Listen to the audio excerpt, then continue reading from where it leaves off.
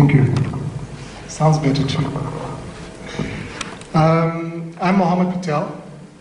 I'm the CEO of OTL Telecoms. What we do is that we provide infrastructure as a service over to licensed service providers in the country.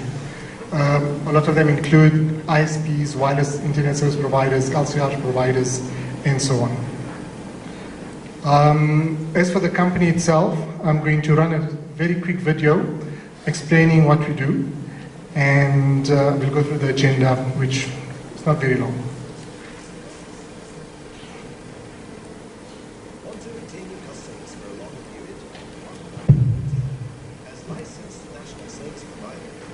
Telephony lines, internet access, and push-to-talk services to service providers. Now, make more money with 4 revenue streams. Why partner with us? Earn recurring income as well as increasing your company's net worth. Now, access a multi-million rand carrier network at a monthly rental cost. Make business simple. Apply for partnership and get access to the OTEL agent portal, www.otelafrica.com. Ensuring your growth. This is the agenda for my presentation. We're going to begin with a very brief history on how the bands change over to ICNS and what functions they perform at the moment, telecom opportunities and why these ICNS licensees are still in business, as well as setting up a TVNO, a terrestrial virtual network operator.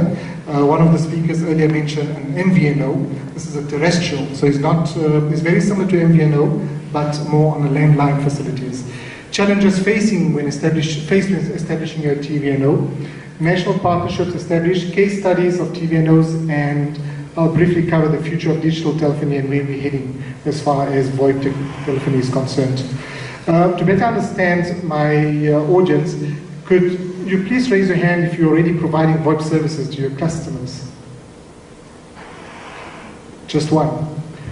Gee whiz, I have a lot of potential clients here now today. Okay.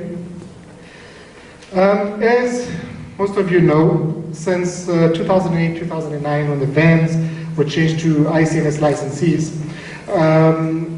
a lot has changed. The whole industry has actually opened up, where there's a lot more opportunities as far as providing telecom services is concerned. A lot of the ISPs in South Africa has been very slow in providing value-added services such as VoIP and so on. They've basically kept on providing your internet services and with very, very slow margins, very low margins. There's many other facilities that you can provide over broadband, but a lot of them did not enter this facility for the mere fact that it seemed to be sort of a new frontier for them. So they feared actually entering that, and that shows today. If you look at the number of hands that picked up when I asked the question, who's providing VoIP services, very few of actually one of you picked up your hands. Whenever I present to other conferences as well, I ask the same question so I understand who am I speaking to, and very few people actually offer voice over IP services over their network. We do have larger ISPs such as Vox, Internet Solutions, who are providing VoIP services, but they don't really focusing. They're more focusing into the last mile, into providing internet access and things like that. So, Kunrad, we'll ask you a question just now. Okay? Well, I just wanted to recommend asking who does not provide VoIP and see how many people respond. All right, who does not provide VoIP? Well, this question basically told me that a lot of you who picked up your hands now want to provide VoIP or have the capability of providing VoIP, but is currently not providing VoIP. Those who did not pick up your hands either way have no interest in providing VoIP. Okay? Right. Moving on. So we do have a lot of the bigger ISPs who are providing VoIP because they have the capability of providing VoIP. They have the finances to do it, and they have the muscle to employ staff members, which comes at a cost.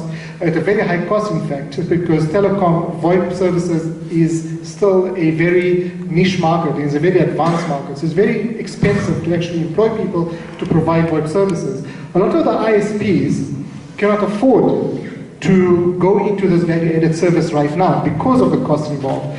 We do have other ISPs or ISPA members such as Switch Telecom, XConnect, Otel, who specifically only provide VoIP services, but they don't really focus much on other aspects of the business, such as what the ISPs provide on. Now there has to be, like in UK, we have internet service providers who provide lots of value-added services because we have the capability to provide all these services in a basket to your customer and make money in all fronts rather than just making money off one channel. The reason a lot of these ISPs do not enter the VoIP service is because if you really look at internet service provision, yes, it's all about routing and routers and so on, but VoIP services, there's lots of other jargon, or telecoms jargon, such as CDR, per second billing, codecs, media streamer, call shop, LCR, DID, QoS. I'm just looking at your faces, you're like, what the heck am I talking about? But this is basically the jargon that you've got to learn if you want to go and provide telecom services. In 2008, 2009, there were, I don't know the exact figure, but Dominic from Ellipsis basically mentioned that they were in the region of around 233 VANS licensees who were changed over to ICNS. Out of those 233, less than 50 are actively involved in providing VoIP services to the country. Now, if you have less than 50 in the whole country, what competition is that? There's no competition. Do you see the opportunity in actually entering the VoIP market? Because 50 providers is really not much, especially looking at Telcom's large share of the market itself.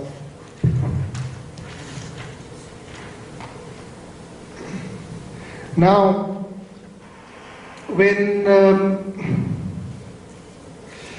Telecom was basically given the mandate to provide VoIP services in South Africa.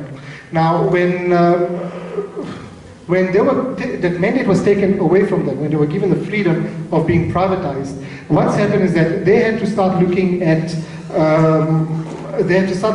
the shareholders' pockets. So they had to change from a have to provide attitude, which the government put pressure on them to provide their telecom services, to is it feasible to provide? I mean, after all, we all businessmen over here. We all know that it's not worth investing a large amount of money into infrastructure in an area where you're not going to get your return on investment. If your return on investment is very small or is very big, you're not going to go and invest over there.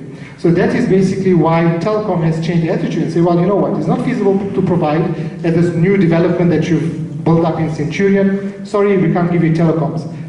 What happens to those 200 houses that were built over there? What are they going to do? They have no telephony service. What if it's a business park? What are they going to do? Are they going to operate the businesses without telephones?